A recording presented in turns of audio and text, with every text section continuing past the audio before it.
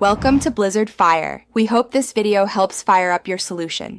In this video, I will explain how to set up Notion for social media management.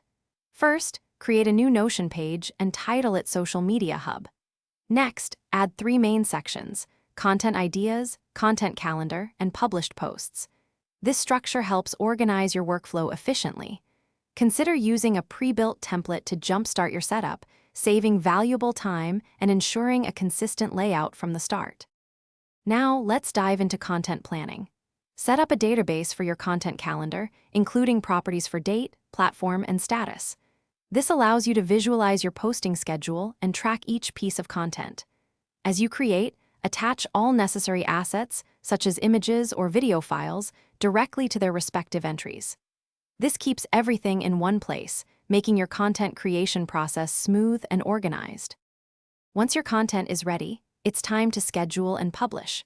While Notion isn't a direct scheduler, you can link your content calendar to external tools for automated posting. Before anything goes live, ensure a thorough review and approval process. After publishing, move the content to a published section, maintaining a comprehensive archive. This record is invaluable for tracking performance and informing future content strategies.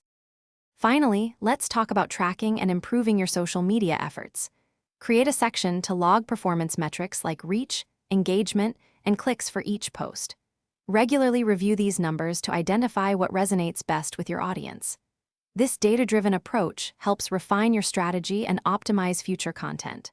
Also, for those looking to enhance their financial wisdom, check the description for a link to a fantastic book and other great deals. Thanks for watching. If you found this helpful, don't forget to like and subscribe.